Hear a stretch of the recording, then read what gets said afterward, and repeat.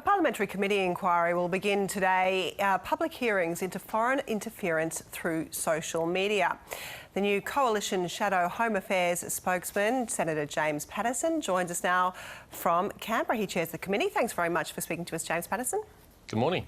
What are you expecting to hear about the threats?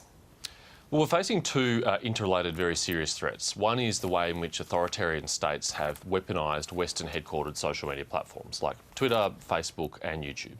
And the other problem is social media platforms who are already headquartered in authoritarian states and therefore subject to their control, platforms like TickTok and WeChat. We've already seen the government ban TickTok from government users' devices because it represents a serious espionage risk to them.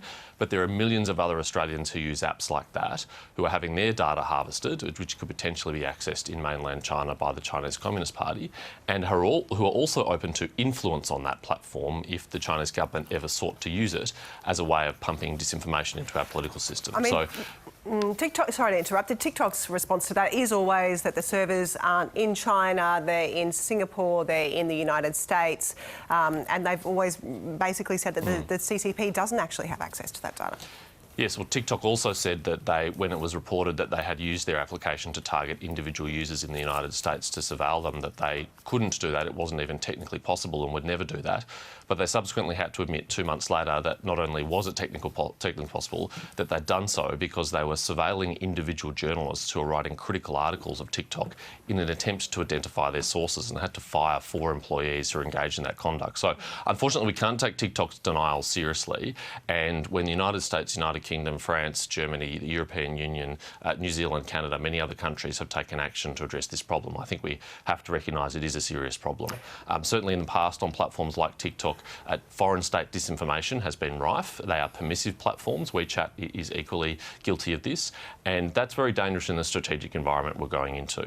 We don't want authoritarian governments to be able to undermine our national unity or undermine our social cohesion, and we really need to step up our defences and harden our systems against these sort of attacks. One of the organisations you're going to be hearing from is the US Federal Communications Commission. One of their commissioners has been very outspoken advocating for a total TikTok ban in the US. Indeed, the state of Montana has just announced that for their state only. Is that something that you are expecting to hear from them? Would you be open to that as a recommendation? Indeed, I was in the United States personally only a few weeks ago to discuss this with legislators and members of the administration, and they are very seriously looking at all options, including potentially banning the app, if the national security risk posed by it can't be solved by more modest means. They're also looking, for example, at forcing ByteDance, the parent company of TikTok, to divest TikTok to a non-Chinese owner. The value of that is it would sever that link between the Chinese Communist Party and the app and remove at least some of those national security concerns posed by the company. So we need to look in Australia at all of those options too. It would be a terrible thing if the United States solved this problem for their users, but Australian users weren't included as part of that solution. So I want to make sure the government is leaning forward on this, talking to our friends and allies in the United States and elsewhere around the world, because we're all grappling with this same problem as Western liberal democracies. Just a final question about social media. Another one, Twitter has made a decision to put a label on public broadcasters, including the ABC, as government-funded media. They did it to the CBC, to NPR. What do you think about that? Look, I don't have a problem with the sources of funding of media outlets being identified, but it's really important that TikTok, who was once a real leader in identifying people who are closely associated with authoritarian governments, they be labelled accurately. So TikTok was one of the first companies, Twitter was one of the first companies in the world to say that, for example, a Chinese state media person is effectively a government spokesman. That's actually been watered down in recent years under the new ownership of the company. I am concerned about that, and we'll be pursuing that with them. OK, you don't think that there's an inference that it's somehow government interferes with the ABC in that way?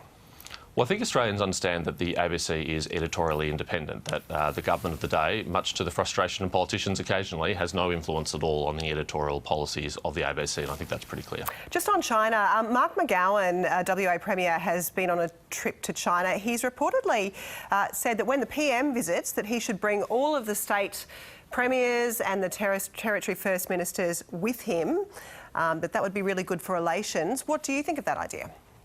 I think it's a good thing that Australian politicians are able to visit China again. It was unfortunate that that was banned for so long, and obviously the COVID pandemic extended that even further. But the way that politicians conduct themselves when they're overseas, including in China, is equally important to when they visit. Mark McGowan has been caught this week on a hot mic making an inappropriate comment about Andrew Hastie.